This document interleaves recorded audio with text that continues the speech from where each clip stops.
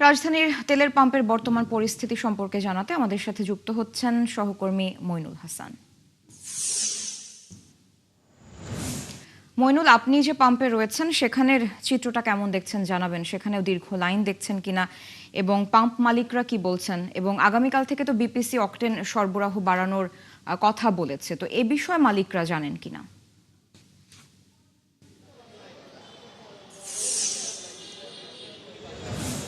আপনি যেমনটি দেখাচ্ছিলেন যে দীর্ঘক্ষণ দাঁড়িয়ে তেল নিতে হচ্ছে, অনেক সময় তেল শেষ হয়ে যাওয়ার পরও যানবাহনে বসে অপেক্ষা করতে হচ্ছে। একই চিত্র কিন্তু এই আসাদ গেটের তালুকদার ফিলিং স্টেশনে আমরা দেখেছি যে গতকালকে রাত একটার সময় তেল শেষ হয়ে যাওয়ার কারণে কিন্তু তেল সরবরাহ বন্ধ হয়ে যায়।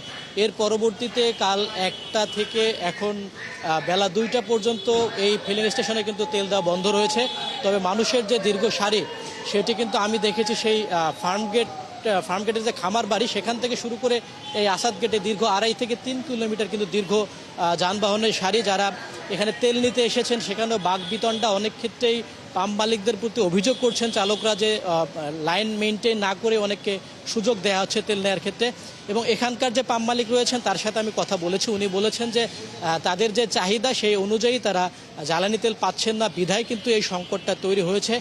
এবং এখানে এখন পর্যন্ত তেল দেওয়া বন্ধ রয়েছে এবং মালিক আমাকে যেটা জানিয়েছেন যে হয়তো সন্ধ্যা 6টা বা 6:30টার দিকে এখানে নতুন করে জ্বালানি আসলে তারা ডিপো থেকে তেল নিয়ে আসলে তারপরে তারা সেটা সরবরাহ করতে পারবেন।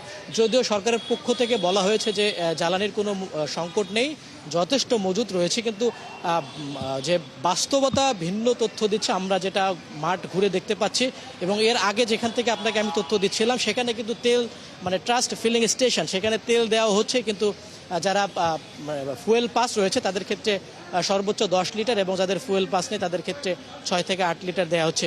এবং একই সাথে এখানে যারা রয়েছেন গতকালকে এমনও ব্যক্তিকে পেয়েছে যারা গতকাল দুপুর 12:30 থেকে দাঁড়িয়েছেন, অনেকে রাত 8টা থেকে দাঁড়িয়েছেন, অনেকে রাত 1টার পর থেকে দাঁড়িয়েছেন, কিন্তু তাদের সংখ্যা যে আদৌ তারা শেষ পর্যন্ত তেল পাবে কিনা সেই সংখ্যাও কিন্তু রয়ে গেছে। এবং এই যে অব্যবস্থাপনা তার একটা বাস্তব কিন্তু আমরা চিত্র দেখতে পাচ্ছি ফিলিং স্টেশনগুলোতে।